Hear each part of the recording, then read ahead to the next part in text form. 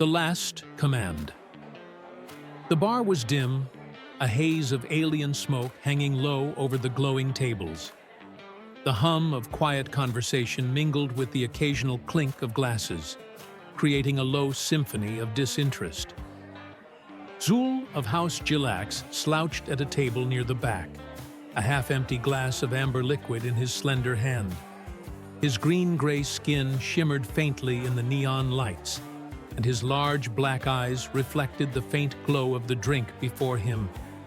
Around him, the bar bustled with life, humans and aliens alike sharing space, laughter, and stories.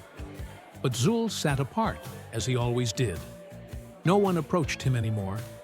He was an oddity, a relic of a war most wanted to forget.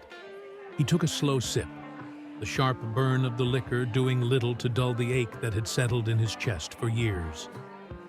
"Do you know what it's like?" he began, his voice cutting through the hum like a blade. "To lose everything to someone you underestimated?" The table nearest to him quieted. A young alien, wide-eyed and curious, leaned closer. "Who?" Jules' sharp teeth flashed in a humorless grin. "A human," he said, the word dripping with both bitterness and reluctant respect. He leaned back, his elongated body folding awkwardly into the chair. "It was on Xyloxia," Zul said, swirling the liquid in his glass. "We were told it would be easy. The Xyloxians were soft, a weak, fragile race, barely capable of organizing a defense. My superiors called it a formality, a clean sweep. And for a time, it was." He set the glass down hard enough to make it tremble. "Then the humans arrived. At first, we laughed. There were so few of them, just scattered military forces and some settlers caught in the crossfire. I thought it would be over before sunset." His black eyes seemed to lose focus, as if staring into the past. But one man changed everything: Jake Rolland. He spat the name like a curse, then took another sip. He was no commander, no warlord, just a man with a rifle and a plan. And he turned the Xyloxians, those weak, frightened farmers, into soldiers. Zul leaned forward, his long fingers gripping the edge of the table. I don't know how he did it. Maybe it was his confidence, or the way he spoke to them like they mattered. But the Xyloxians followed him. And when he fought, they fought. Their fear turned into fury. He taught them to use the land, their jungles, their rivers, their homes. Every inch of that cursed planet became a weapon. He laughed bitterly. "I lost 3 battalions in a week.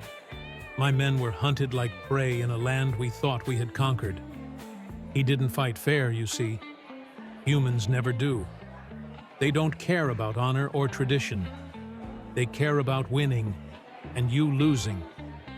His hand trembled as he lifted the glass again. By the time I realized what he was doing, it was too late. They had driven us back. Me, a general of House Jilaxe, fleeing like a coward. My command stripped, my reputation shattered, all because of one man who turned weakness into strength. Jules' gaze swept the room, taking in the mix of human and alien faces. "You think humans are just like the rest of us, that their size, their numbers, their technology make them predictable. But they are not.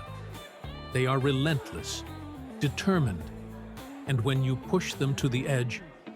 He leaned closer, his voice dropping to a near whisper. "They fight like demons." The young alien at the next table shivered, their drink forgotten. "Is that why you left the army?" Zul nodded slowly. "I didn't leave. I was pushed out. A disgrace, they called me. But I learned something that day. Never underestimate a human, especially one with nothing to lose." He sat back, his thin lips curling into a faint smile. "So go ahead, laugh at them. Mock their music, their food, their little habits. Just don't make the mistake I did. Don't make them your enemy. For a moment, the bar fell silent, Jules' words hanging heavy in the smoky air.